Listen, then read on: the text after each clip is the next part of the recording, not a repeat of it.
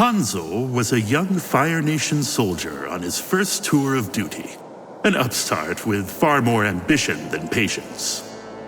Hanzo! Where are you? Here, Captain. We're shipping out. You know your orders? Hotman, I am to guard the Northern Air Temple in the event of an Airbender attack, while the rest of the platoon sets up in the hidden cavern in the canyon.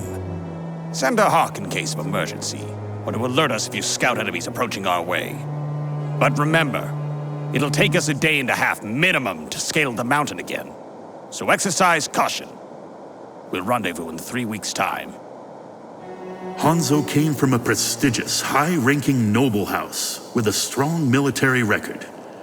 His father and grandfather had helped wipe out the air nomads during Fire Lord Sozen's initial raids. As such, he was eager to prove himself. Yeah. Leave me with the pointless busywork. But there was no glory to be had, now that there were no more air nomads left to fight.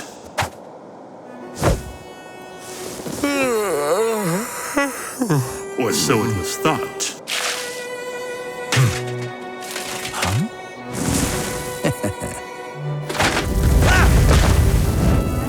I've got you, filthy windwalker!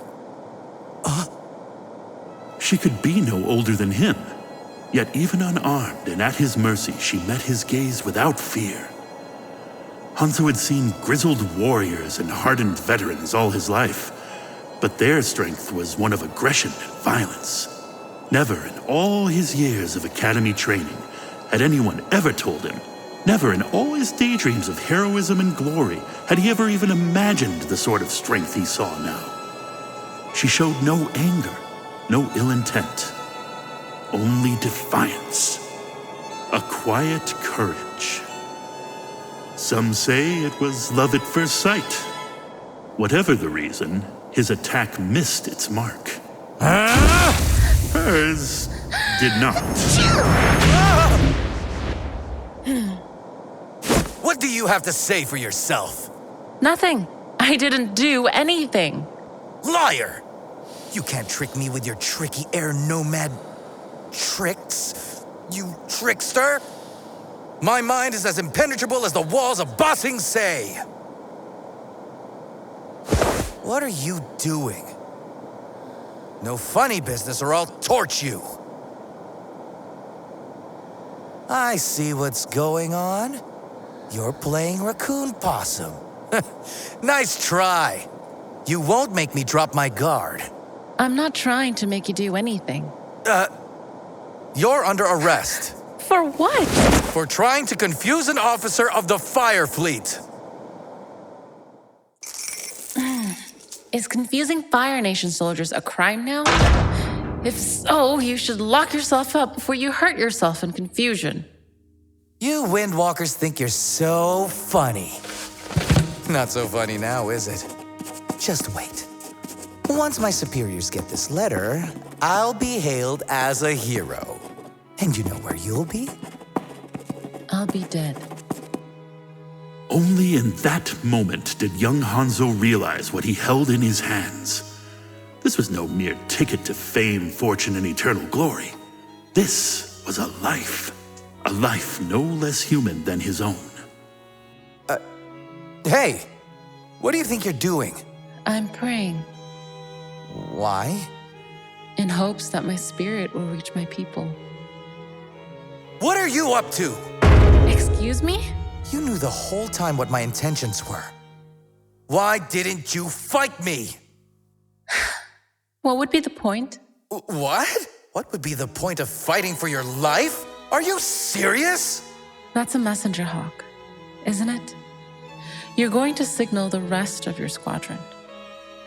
I won't make it off the mountain. That's right, you won't. Then what would be the point? Even if I could muster the strength to take a few of you down with me, there's no chance of escape. So you don't go down without a fight. Make your enemy pay. Leave them with stories of your ferocity and bravery to the bitter end. Leave them with fear and awe that haunts their nights for generations. Leave them with... More families whose fathers and sons will never return. Will their suffering bring my people back? What do you care? We're your enemies. According to you, to my people, you are our kin. Given the choice to uphold your people's values or mine, I will choose mine. I will go peacefully, without further bloodshed. I will never claim a life. I will leave behind no bodies, only relics. No matter what you do to me, I will not become the monster you want me to be. I'd rather die as the last Airbender. Hanzo took one look at the letter in his hands and knew, even before he had decided, that he could never send it and condemn an innocent woman to death, not for all the glory in the Fire Nation.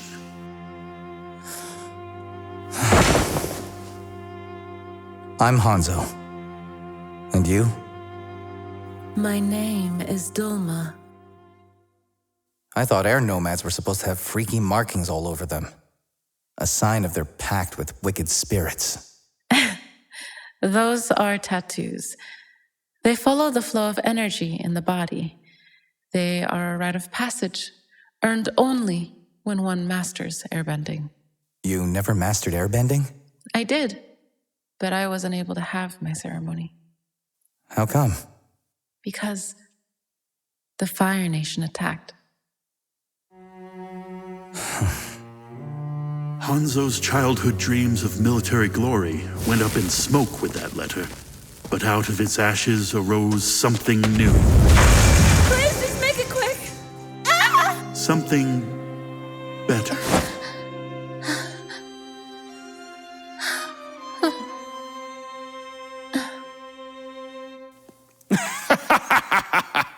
Oh, we didn't catch a single one.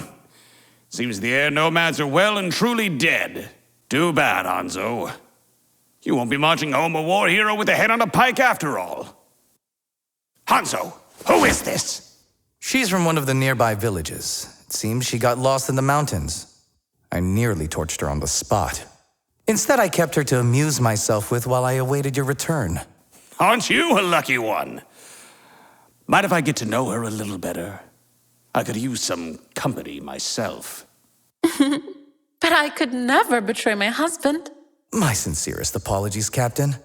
I was so taken with the girl that I sent for an officiant and married her. Ah, typical academy child. No discipline. I take it you'll be bringing her home with you then. Only with the Fire Lord's blessing. And you'll get it too with your family name. Spoiled high-blooded brat. With his family connections, Hanzo was able to forge a false identity for Dulma and bring her back to the Fire Nation. There they were wed, and he kept her safe from harm, hidden in plain sight. The last Airbender.